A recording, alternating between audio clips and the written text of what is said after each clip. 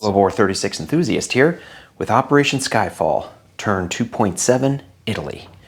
It is January 1937. I finally have my map set up. I've got everything caught up. I do believe, Boss and Bruce, if you would do me a favor and look over things here, double check, particularly my tech. I do believe the French, the French forgot to roll for their tech, so we PBE'd it. They succeeded with 111 and they failed with a 1, so they have one stage of long-range aircraft. So what I've got is I've got the British with 100% success, tech success.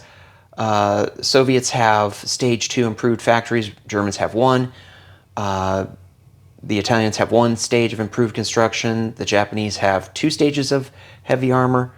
I already mentioned the French, and the Germans have 2 stages of improved logistics. Let me know if I have anything wrong there, and I will correct it. So if I'm looking at that, the Russians and the British are 100% success techs so far. Okay, Italy has 1 tech roll, and in order to keep up with the Joneses, I PBE'd a 10 for improved construction, and so I advance to stage 2.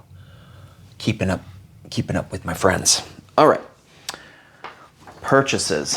Italy has 10 IPP to spend, and they will, I think, mimic what they spent last time. I might misremember what I bought last turn, but I'm going to get one naval transport for 7, and Lend-Lease 1 cavalry to the Spanish nationalists for 3. That's all 10.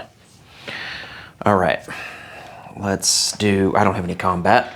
Let's do non-combat movement.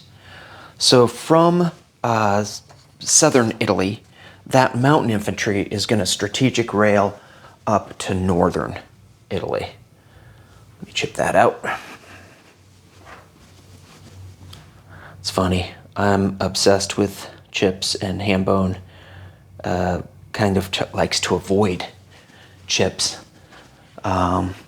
It depends on whether you're playing the game like Hambone to have fun, or whether you're compelled to keep things tidy against your will.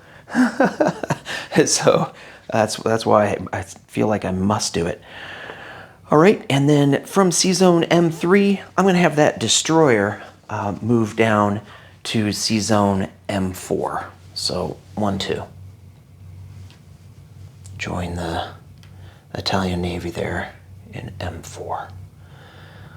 All right, and then the naval transport is going to strategic naval move 1, 2, 3 to M8, 4 to I5. So cross through the Suez there and make it to this port in Eritrea. That's how it moves the extra space. Let's see. Then from Cyrenaica, the 2 infantry and motorized will move into Tobruk. And down in Abyssinia, the 3 infantry will move up to Eritrea.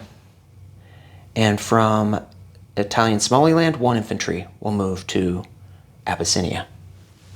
From Italian Somaliland, that fighter will fly to Tobruk. 1, 2, 3, 4. Get that on camera so you can see the fighters there in Tobruk. Okay. Placement of units. Up in M3, I will put the 2nd naval transport. And from northern Italy, the cavalry gets built at that factory, comes out of this port here, down around through and into Galicia and Leon. The moment it hits Galicia and Leon, it turns into Spanish nationalist. Okay. Collect income. I collect 10 IPP. Disposition of forces.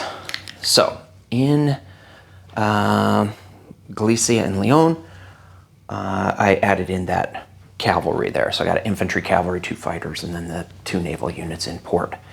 In northern Italy, I have 3 infantry, 2 mountain, a fighter, and a tactical. In Rome, I have 4 militia and a seaplane. In M3, I have a naval transport. In M7, 3 coastal subs. In M4, that's this task force card here, I have a battleship, a heavy cruiser, a light cruiser, 4 destroyers, and a torpedo boat destroyer. In Tripoli, I have a militia. In Tobruk, I have a militia, 2 infantry, a motorized, and a fighter. In I-5, I have a submarine and a naval transport. In Eritrea, 3 infantry. In Abyssinia, 1 infantry, 1 cavalry. In Italian Somaliland, 2 militia and an air base. Next up is Boston Bruce with turn 2.8 KMT and turn 2.9 USA.